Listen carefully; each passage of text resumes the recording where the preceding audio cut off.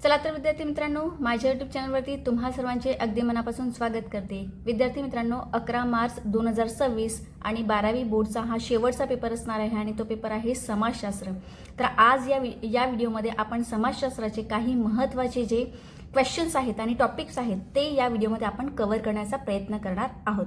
आणि विद्यार्थी मित्रांनो, व्हिडिओ स्टार्ट करण्या अगोदरच एक गोष्ट क्लिअर करते, कारण खूप विद्यार्थ्यांचा कमेंट असतो की मॅम हे सगळे प्रश्न येतील का, किंवा नक्कीच हे प्रश्न येतील का।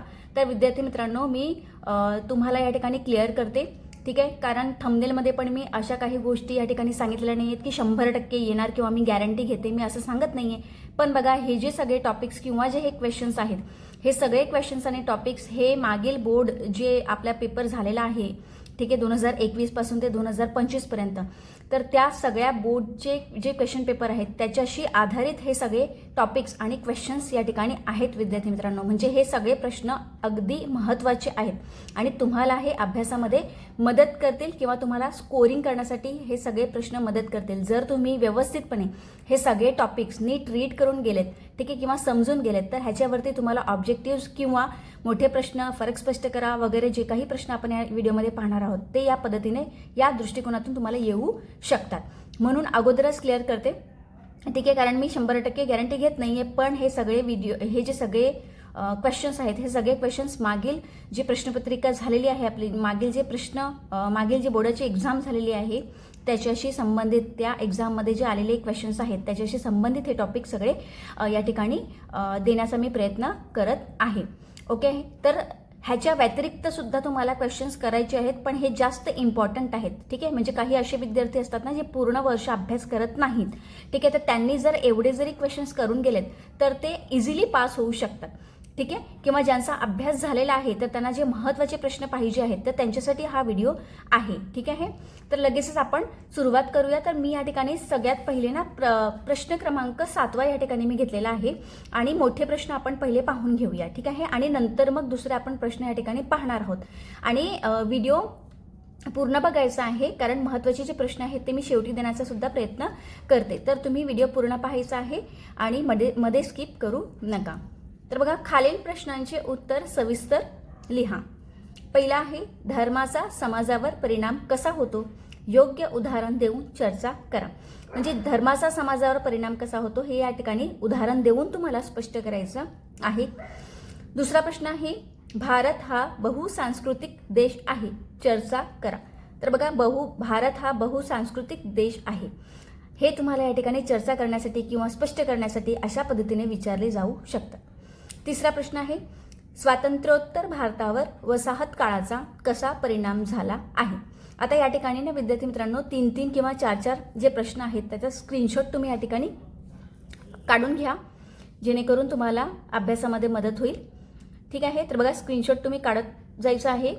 पुढे आपण जाऊया, स्वातंत्र्योत्तर भारतावर वसाहत काळाचा कसा परिणाम झाला आहे।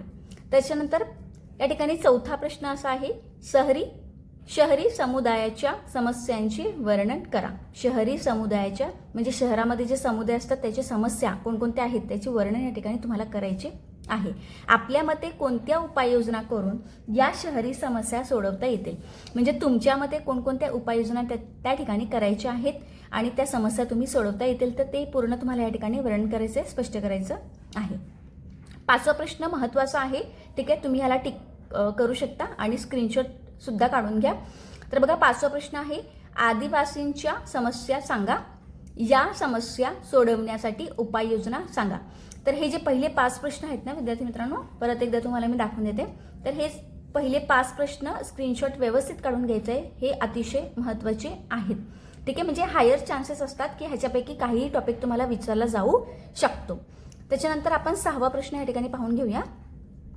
6वा प्रश्न आहे, मद्यपान व्यसनावर चर्चा करा, ठीक आहे। 7वा प्रश्न आहे, शाळा व महाविद्यालय म्हणजे आजकाल ना शाळा व विद्यालयामध्ये पर्यावरण शिक्षणाचे महत्त्व आहे, यावर चर्चा करा।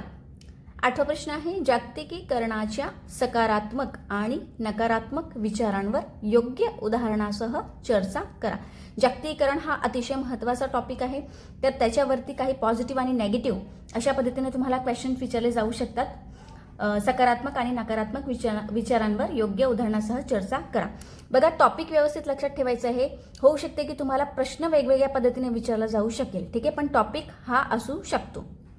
9वा प्रश्न असणार आहे, भ्रमणध्वनी व्यसनाचे योग्य उदाहरण देऊन दुष्परिणाम सांगा.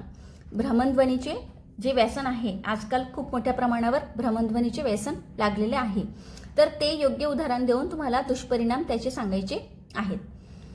10वा प्रश्न आहे, आंतरजाल व्यसन हे सामाजिक समस्या आहे, हे तुम्हाला या ठिकाणी स्पष्ट करायचं आहे.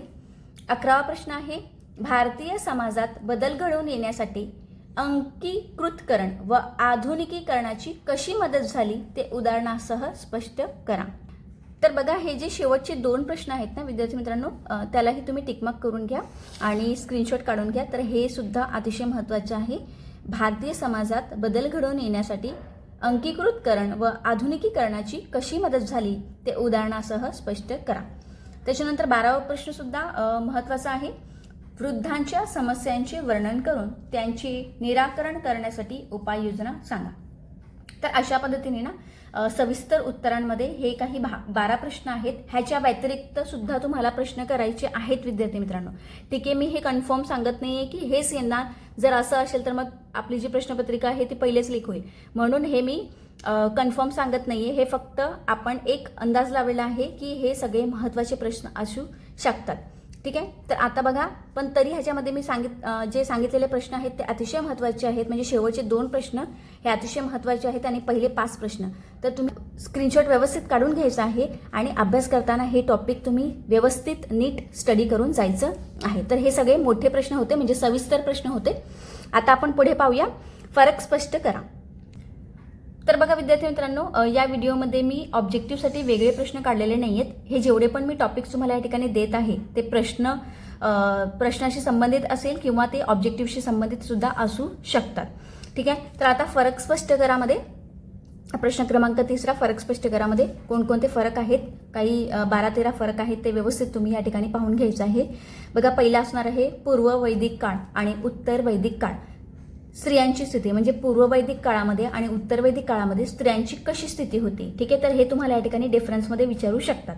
पूर्व वैदिक काळ आणि उत्तर वैदिक काळ, त्याच्यामध्ये स्त्रियांची स्थिती तुम्हाला दोन्हीमध्ये डिफरन्स दाखवायचा आहे. दुसरा आहे पारसी धर्म आणि इस्लाम धर्म. तर या दोघांमध्ये तुम्हाला डिफरन्स या ठिकाणी फरक स्पष्ट करायचा आहे. तिसरा आहे भाषिकवाद आणि प्रादेशिकतावाद. चौथा आहे आदिवासी समुदाय आणि ग्रामीण समुदाय. 5वा आहे बौद्ध धर्म आणि जैन धर्म. तर हे पहिले 5 तुम्ही स्क्रीनशॉट काढून घ्या व्यवस्थित. त्याच्यानंतर बघा, 6वा आहे ब्रह्मचर्याश्रम आणि गृहस्थाश्रम. त्याच्यानंतर आधुनिकीकरण आणि जागतिकीकरण. तर हा अतिशय करंट टॉपिक आहे, त्याच्यामुळे हे करून जायचं आहे. त्याच्यानंतर आहे ग्रामीण समुदाय आणि शहरी समुदाय. त्याच्यानंतर आहे जातीयवाद आणि संप्रदायवाद, भाषिकवाद आणि प्रादेशिकतावाद, ठीक आहे. हे सुद्धा तुम्हाला करून जायचं आहे, नीट टॉपिक रीड करून जायचं आहे. 11वा प्रश्न आहे जाती विविधता आणि वर्ग विविधता. त्याच्यानंतर आहे चिपको आंदोलन आणि नर्मदा बचाव आंदोलन. तर हा सुद्धा अतिशय महत्त्वाचा टॉपिक आहे, ठीक आहे.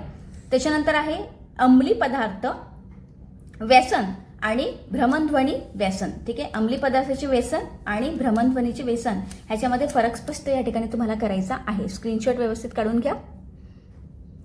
तर अशा पद्धतीने या ठिकाणी मी 12-13 फरक स्पष्ट करा या ठिकाणी महत्त्वाचे या ठिकाणी तुम्हाला देण्याचा प्रयत्न केलेला आहे. तरी तुम्ही जे टेक्स्टबुकमध्ये इतर क्वेश्चन असतील, ठीक आहे, फरक स्पष्ट करायचे, तर तेही एकदा रीड करून जायचं आहे. पण ह्याच्यावरती जास्त भर द्यायचा आहे जेवढे मी टॉपिक्स तुम्हाला या व्हिडिओमध्ये दिलेले आहेत. ओके. त्याच्यानंतर प्रश्न क्रमांक 5वा असा येतो की पुढील संकल्पना चित्र पूर्ण करा, ठीक आहे. आता ह्याच्यामध्ये मी काही टॉपिक्स तुम्हाला सांगते, ते करून जायचं आहे. पहिला आहे इस्लामचे स्तंभ, ठीक आहे. तर 4 स्तंभ या ठिकाणी तुम्हाला मेन्शन करायचे आहेत.